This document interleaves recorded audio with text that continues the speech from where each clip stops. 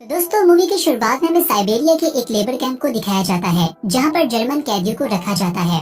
इस जेल में ना तो कोई फेंस होती है और ना ही रेगुलर गार्ड्स होते हैं और कोई भी यहाँ से भागने की कोशिश नहीं करता, क्योंकि अगर कोई यहाँ से भागेगा तो -40 डिग्री की सर्दी और भूख इसे मार देगी। इसके बाद हम यहाँ एक सोल्जर को देखते हैं जिसका नाम क्लेमेन होता है। वो इस बात पर यकीन नहीं करता और यहाँ से भागने का प्लान बनाता है। वो रात के समय कन्वेयर बेल्ट से छलांग मारकर कोयले की गाड़ी में बैठ जाता है। गाड़ी धीरे धीरे आगे चलने लगती है। वो आसमान को देखता है और मुस्कुराता है। तभी अचानक गाड़ी लकड़ी के टुकड़े के कारण रुक जाती है। जैसे ही क्लेमेन बाहर की ओर देखता है तो इसे एक और सोल्जर खड़ा हुआ नजर आता है जो हवा में फायर करके सभी लोगों को संकेत देता है। इसके बाद अगले सीन में हम देखते हैं कि क्लेमेन को एयर डेंजर में 3 दिन बगैर खाने और बगैर पानी के रखा जाता है और बारिश भी रही सही कसर पूरी कर देती है। इसे ठंड लगती है और एयर डेंजर में पानी बढ़ जाता है। फाइनली सोल्जर्स ठीक 3 दिन के बाद इसे बाहर निकालते हैं और लड़खड़ाती हुई हालत में वो वापस अपने दोस्तों की ओर जाता है। सभी लोग हाथों में डंडे और छड़ियां लेकर इसका इंतजार कर रहे होते हैं, क्योंकि इसकी इस गद्दारी के कारण इन्हें 3 दिन तक भूखा रखा गया। वो सभी लोग क्लेमेन पर हमला कर देते हैं और इसे मार पीट कर घायल कर देते हैं। इस मारपीट के कारण क्लेमेन बेहोश हो जाता है। तभी एक व्यक्ति इन्हें रोक लेता है। इसके बाद हम देखते हैं कि एक डॉक्टर क्लेमेन की मरहम पट्टी करता है और वो भी यहाँ पर कैदी होता है। डॉक्टर भी यहाँ से भाग जाने में सहमत होता है और दोनों की सोच भी काफी मिलती है। क्लेमेन डॉक्टर से मदद मांगता है कि वो इसे यहाँ से बाहर निकालने के लिए कुछ करे, जिस पर डॉक्टर बताता है कि इस एरिया से बाहर जाना बहुत मुश्किल है और जो लोग यहाँ पर रहेंगे वो भी कुछ समय के बाद मर जाएंगे, क्योंकि जिस कान में वो काम करते हैं वो जहरीली लीड से बड़ी है। डॉक्टर जानता है कि दोनों सूरतों में सभी लोग मारे जाएंगे, फिर भी वो क्लेमेन की मदद करने को तैयार हो जाता है और इसे गुड लक बोलता है और इसकी मदद करने के लिए इसे गर्म कपड़े, एक गन और कुछ सामान देता है और साथ ही ये भी बताता है कि रास्ते में इसे कई जगहों पर फूड सप्लाई भी मिलेगी।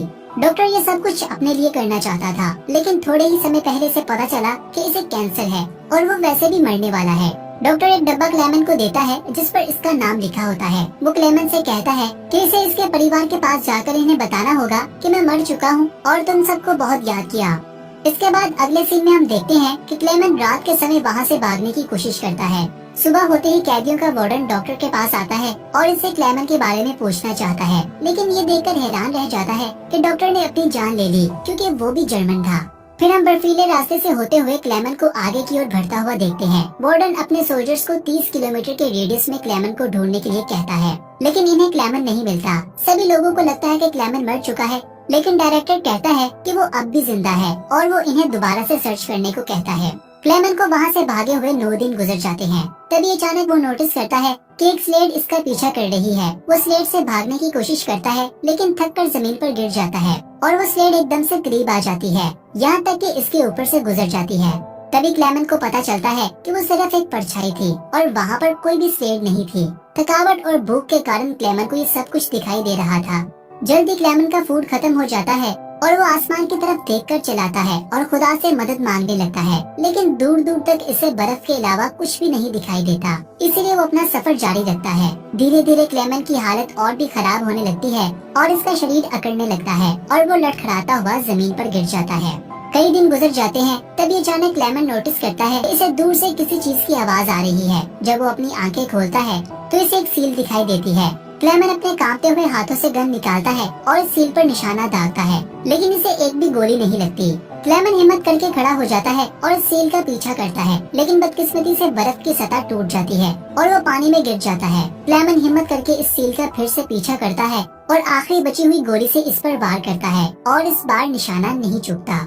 इसके बाद क्लेमेन सील के पेट को काटकर अपना जमा हुआ पाँव इसके पेट में डाल देता है और सील की चर्बी को गर्म करके अपने पाँव की फर्स्ट बाइट को ठीक करने के लिए इसकी पट्टी करता है। काफी आराम करने के बाद क्लेमेन फिर से अपनी जर्नी पर निकल पड़ता है। क्लेमेन देखता है कि हर तरफ दूर दूर तक सिर्फ बर्फ ही बर्फ है और वो गिनती गिनने लगता है और खुद से बातें करता है ताकि अपना फोकस बनाए रखे। वो कभी चिल्लाता तो कभी अजीब तरह से बर्ताव करता और कंपास को देखकर अपनी दिशा को सीधा रखने की कोशिश करता। काफी दिन गुजर जाते हैं, जिसके बाद एक दिन अचानक क्लेमेन ये बात नोटिस करता है कि इसे दूर से एक सूखी हुई झाड़ी दिखाई देती है। इस झाड़ी को देखकर वो रोने लगता है और इसे अपने गले लगाता है। इस झाड़ी का मतलब ये होता है कि वो 2 महीने का सफर तय कर चुका है और फाइनली बर्फीले इलाकों को क्रॉस करता हुआ अपनी मंजिल के करीब पहुँच रहा है।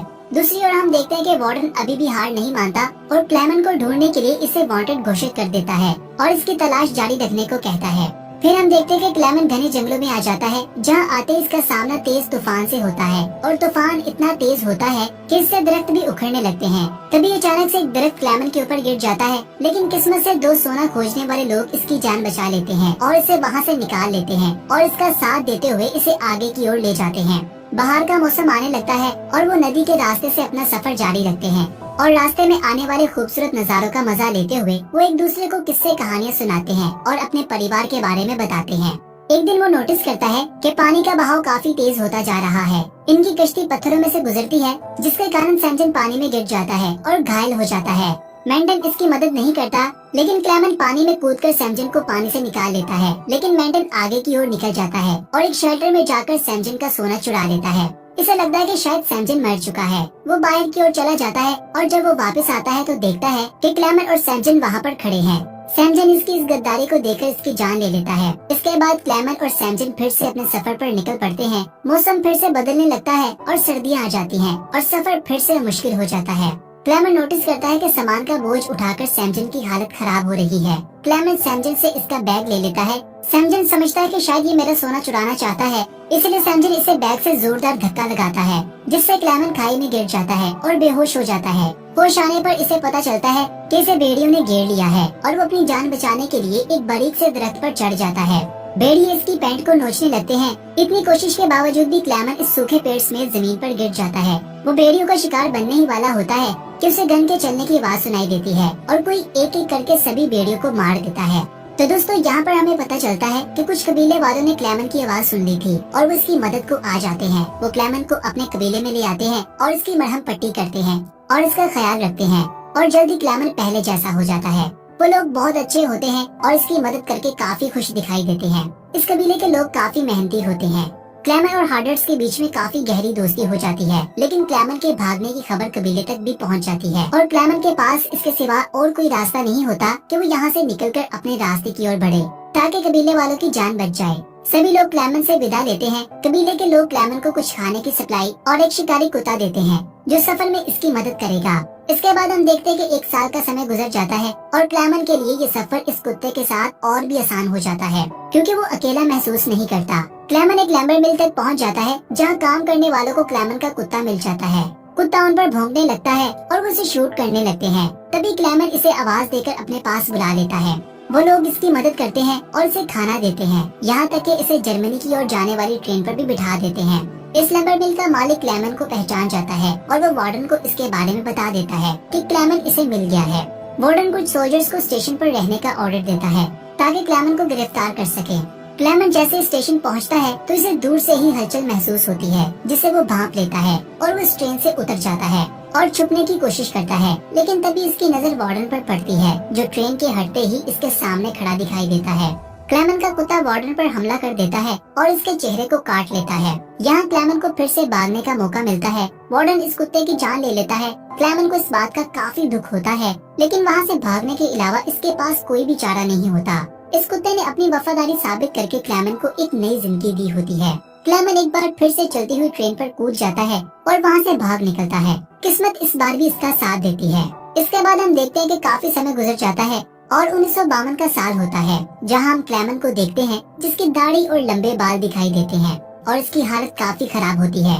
वो एक खाने के बाजार से गुजरता है, जहाँ तरह तरह के खाने देखकर इसके मुंह में पानी आने लगता है। तभी कुछ महिलाएं जिनके पास रोटी होती है वो इसको वेलकम करती है, लेकिन क्लेमेन के पास वो रोटी खरीदने के पैसे नहीं होते और वो वहाँ से जाने का फैसला करता है। तभी हम देखते हैं कि वो महिला अपने बच्चे के हाथ क्लेमेन के लिए रोटी का टुकड़ा भेजती है। वो बच्चा क्लेमेन को रोटी का टुकड़ा देता है, जिसे देखकर क्लेमेन काफी हैरान दिखाई देता है। इसके बाद हम देखते हैं कि एक यहूदी बिजनेसमैन ये सारा मामला देख रहा होता है। क्लेमेन पास बनी चर्च में जाता है और अपने हाथ जोड़कर प्रेयर करने लगता है। तभी वो यहूदी बिजनेसमैन वहाँ जाता है और किसी को भी रिपोर्ट नहीं करता। वो क्लेमेन को अपने घर ले आता है, जहाँ क्लेमेन नहा धोकर और साफ कपड़े पहनकर जेंटलमैन बन जाता है। फिर हम देखते हैं कि बिजनेसमैन क्लेमेन को फेक आईडी और पासपोर्ट भी बनवा कर देता है, ताकि वो वापस जर्मनी जा सके।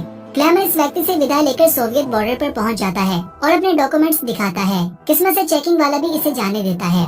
यहाँ पर हम देखते हैं कि कई साल सफर करने के बाद फाइनली इसके चेहरे पर एक मुस्कुराहट दिखाई देती है और वो आजादी का मजा चखने वाला होता है। जैसे ही वो ब्रिज पर पहुँचता है तो एक रोशनी इसकी आंखों में चमकने लगती है। क्लेमेन ये देखकर हैरान हो जाता है कि वही वार्डन इसके सामने खड़ा होता है। क्लेमेंट अभी भी सोवियत की जमीन पर होता है, इसलिए वार्डन के पास पूरा हक होता है कि वो इसे अरेस्ट कर ले। ये देखकर वो अपनी मुट्ठियों को घिसने लगता है और इसे बहुत ही नाइंसाफी महसूस होती है। लेकिन हैरानगी की बात ये होती है कि वो वार्डन क्लेमेंट को आगे जाने के लिए रास्ता दे देता है, क्योंकि वो क्लेमेंट के 7 साल की इस कठिन कोशिश को देखते हुए इससे बहुत इम्प्रेस हो जाता है और इसीलिए वो इसको यहाँ से जाने देता है।